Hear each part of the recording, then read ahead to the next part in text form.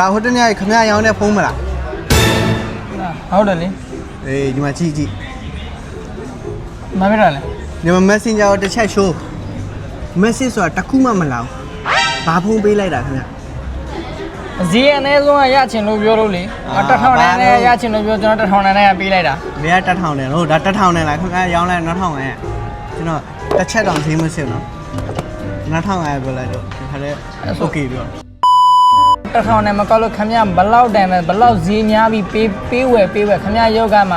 ဆော်ရှိတဲ့ရုံမှမပေါ်တာဘယ်လိုလုပ် message ကြားလာပါလဲ messenger ကနေ ဩအဲ့လိုလား စကားပြောတာတော့ငါ ဩအဲ့လိုလားအဲ့ဆိုရင်ဆော်ရအောင်တစ်ခါလေးဘာလို့ပေးရပါ ဒီမှာ कैसे लोग रहते हैं यार ဒီမှာဒီ Facebook ထဲမှာလေဒီ Facebook ထဲမှာဝင်ပြီးမှဟိုဗာလဲကောင်မလေးရဲ့ profile တွေကိုတစ်ချက်ကြည့်လိုက်ခမရကြိုက်တဲ့ကောင်မလေးကိုတွားအပ်လိုက်အပီတာနဲ့မှာသူ့ဘက်ကလက်ခံလာရင်ဆက်စကားပြောလိုက် ဩအဲ့လိုလား အဲ့လို โอเคဒီညဆန်းကြည့်ရယ်မင်းရရင်မနေ့ပြန်ပတ်ဆက်ပြန်အင်းပြီတော့အဆင်ပြေလား ရတယ်အဆင်ပြေတယ်လုံးဝစိတ်ချ โอเค โอเค ဒါပဲကျေးဇူးပဲ โอเคပါ ပြန်တော့မယ်နော်ကို โอเค कैसे लोग रहते हैं यार यहाँ पर